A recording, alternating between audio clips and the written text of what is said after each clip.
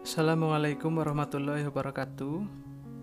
Selamat siang teman-teman. Sebelumnya perkenalkan, nama saya Sulaiman Abdullah Rashid. Saya dari S1 Ekonomi Pembangunan Transfer, Fakultas Ekonomi dan Bisnis, Universitas 11 Maret. Nah, di sini saya akan menjelaskan tentang opini dan fakta mengenai struktur tenaga kerja di Indonesia. Langsung teman-teman, untuk yang pertama yaitu opini. Opini saya, pada pasca krisis ekonomi terdapat redistribusi nyata dari sektor pertanian menuju sektor jasa, pertambangan, dan konstruksi. Sedang sektor manufaktur cenderung menurun. Tenaga kerja di sektor pertanian menurun dan kemajuan perekonomian di negara berkembang mengalami peralihan struktur lapangan pekerjaan. Bukan dari pertanian atau agrikultur ke manufaktur lalu ke sektor jasa atau servis, tetapi dari pertanian ke sektor jasa baru kemudian ke sektor manufaktur. Nah, hal ini dikarenakan menonjolnya sektor jasa di negara berkembang tidak sama dengan menonjolnya sektor jasa di negara maju. Sektor jasa di negara yang meningkat di negara berkembang merupakan penampungan dari mereka yang tidak terserap di sektor manufaktur. Seiring dengan pergeseran era industri 4.0 yang pertama ini, banyak pengusaha menginvestasikan modalnya untuk perusahaan padat modal dibanding perusahaan padat karya. Nah, tentu hal ini akan sangat mempengaruhi jumlah penyerapan tenaga kerja terutama di sektor manufaktur. Banyak perusahaan yang melakukan otomatisasi dengan penggantian tenaga kerja manusia dengan mesin. Maka bisa dibayangkan ini benar-benar tantangan yang sangat berat. Karena tenaga kerja yang kita miliki komposisinya lebih besar, yaitu tingkat pendidikan di bawah SD dan SMP. Nah, untuk yang kedua, namun sektor pertanian di Indonesia masih menempati posisi tertinggi, yaitu bersama dengan dua sektor yaitu perdagangan dan industri pengolahan, sejalan dengan naiknya jumlah angkatan kerja dan tingkat partisipasi angkatan kerja secara terus-menerus. Namun seiring dengan waktu, sektor pertanian lambat laun mengalami penurunan.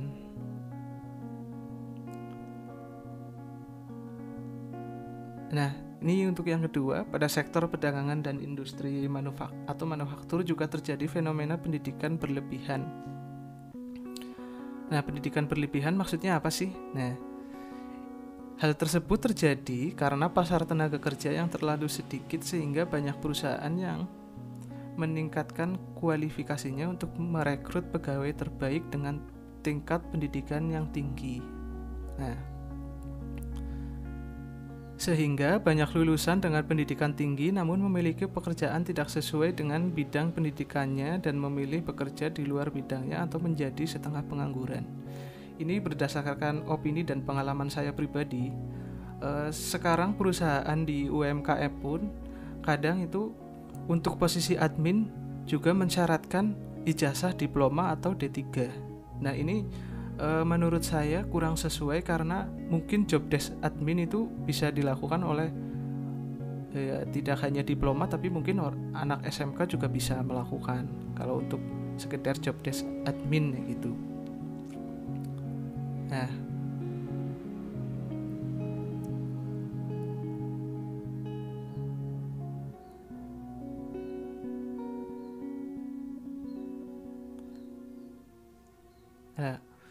lalu selanjutnya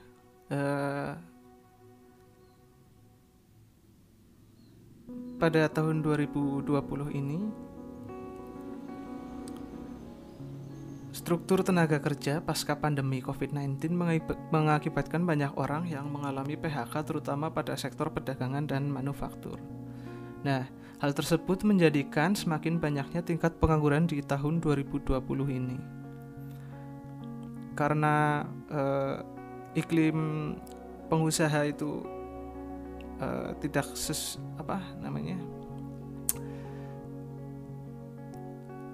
tidak terlalu bisa berjalan. Banyak perusahaan yang melakukan PHK, terutama di perusahaan industri manufaktur ya. Dan mungkin industri-industri kreatif, mungkin seperti kerajinan gitu.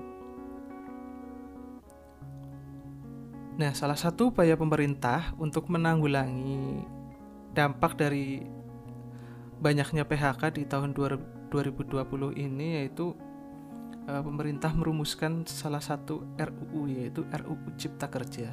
Nah, namun RUU ini dinilai masyarakat justru malah akan mengakibatkan kerusakan lingkungan dan justru mengurangi kesejahteraan buruh. Nah, menurut saya seharusnya pemerintah Indonesia itu lebih mengembangkan pertanian berbasis teknologi modern dan semakin mengembangkan nilai-nilai produk pertanian lokal agar dapat bersaing dengan produk pertanian global. Karena pertanian Indonesia itu masih terbukti yaitu menempati posisi tertinggi untuk menyerap tenaga kerja di Indonesia. Nah, untuk selanjutnya yaitu fakta. Nah, faktanya pada pertumbuhan ekonomi di Indonesia tidak disertai dengan perubahan struktur tenaga kerja yang berimbang.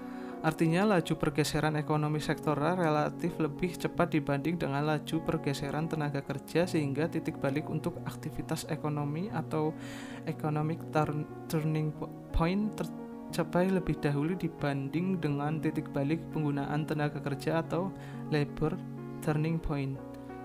Nah, perbedaan antara keadaan negara-negara berkembang pada masa kini dengan keadaan negara maju pada waktu memulai pembangunan memiliki corak pembangunan dan perubahan struktur ekonomi dalam suatu masyarakat di mana penduduknya sebagian besar masih menjalankan kegiatan di sektor pertanian yang tradisional seperti Indonesia. Indonesia sendiri sejak awal tahun 70-an akibat terjadi fragmentasi lahan pertanian, semakin sempitnya lahan pertanian telah menyebabkan terjadinya perubahan struktur dengan banyaknya lapangan pekerjaan di pedesaan yang mengarah ke sektor non-pertanian. Nah, kontribusi lapangan pekerjaan di pedesaan terdapat total kesempatan kerja khususnya di sektor perdagangan dan industri ternyata terus berkurang.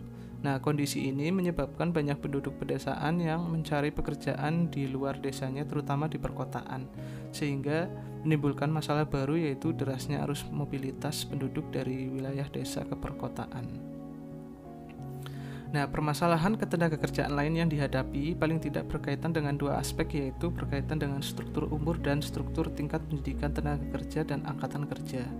Dihadapkan pada kondisi makin berkurangnya angkatan kerja produktif,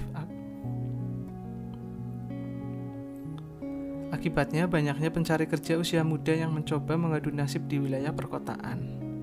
Nah, selain itu dihadapkan pula pada keadaan masih rendahnya kualitas sumber daya manusia yang tercermin dari struktur pendidikan yang masih rendah, terutama di daerah pedesaan jika dibandingkan dengan tenaga kerja maupun angkatan kerja di daerah perkotaan. Nah, ini untuk data yang pertama.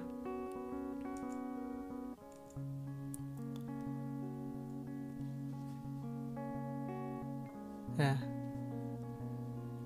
untuk penduduk usia 15 tahun ke atas dan menurut jenis kegiatan utamanya yaitu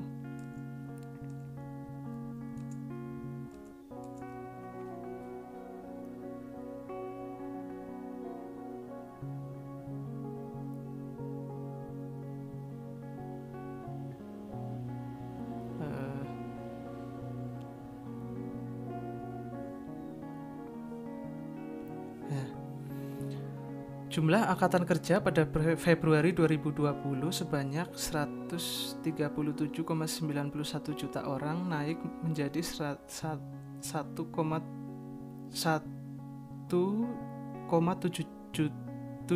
juta orang dibanding Februari 2019. Komponen pembentuk angkatan kerja adalah penduduk yang bekerja dengan pengangguran. Pada Februari 2020 sebanyak 131,03 juta orang adalah penduduk pekerja dan sebanyak 6,88 juta orang menganggur. Dibanding setahun yang lalu, jumlah penduduk pekerja bertambah 1,67 juta orang dan pengangguran bertambah 60.000 orang.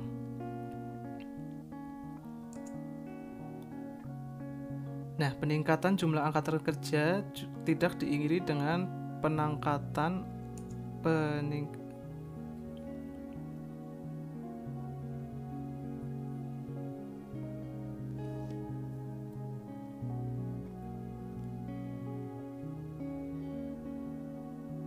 peningkatan jumlah angkatan kerja tidak diiringi dengan peningkatan tingkat partisipasi angkatan kerja atau TPAK pada Februari 2020. TPAK tercatat sebesar 69,17%, turun 0,15% poin dibanding Februari 2019. Penurunan TPAK ini mengindikasikan adanya penurunan potensi ekonomi dari sisi pasokan atau supply tenaga kerja berdasarkan jenis kelamin. Terdapat perbedaan TPAK laki-laki dan perempuan pada Februari 2020. TPAK laki-laki sebesar 83,82%, sedangkan TPAK perempuan sebesar 54,56%. Dibanding tahun lalu, TPAK laki-laki mengalami peningkatan sebesar 0,64% poin, sedangkan TPAK perempuan turun sebesar 0,94% poin. Nah, ini datanya bisa dilihat pada tabel di samping, teman-teman. Nah, tingkat pengangguran terbuka atau TPT merupakan indikator untuk mengukur tenaga kerja yang tidak terserap oleh pasar kerja. TPT pada Februari 2019 sebesar 5,01%, turun menjadi 4,99% pada Februari 2020 ini.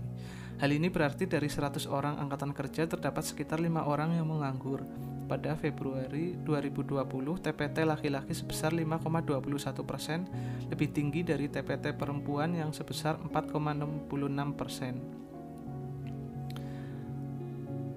Dibanding setahun yang lalu, penurunan TPT perempuan atau 0,02% poin lebih tinggi dibandingkan dengan penurunan TPT laki-laki atau 0,01% poin.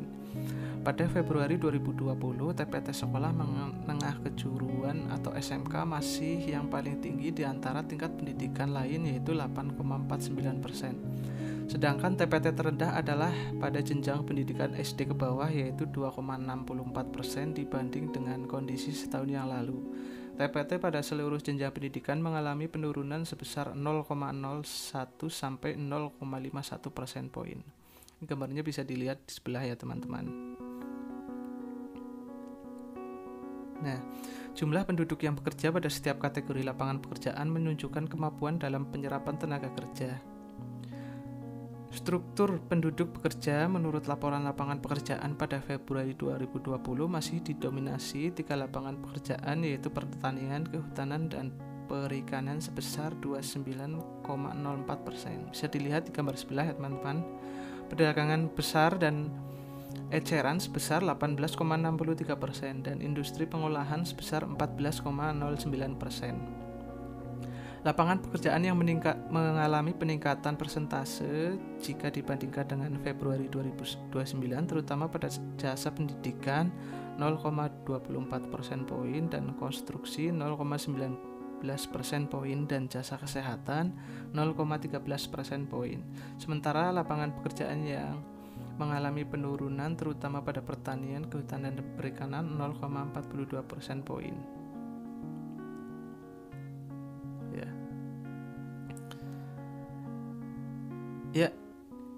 Kalau menurut saya sendiri ini faktanya sudah sangat jelas ya, teman-teman, bahwa pertanian di Indonesia ini masih menjadi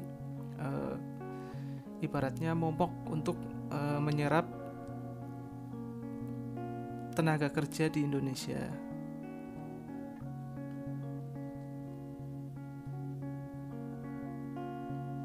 Nah, sekian dari saya, teman-teman.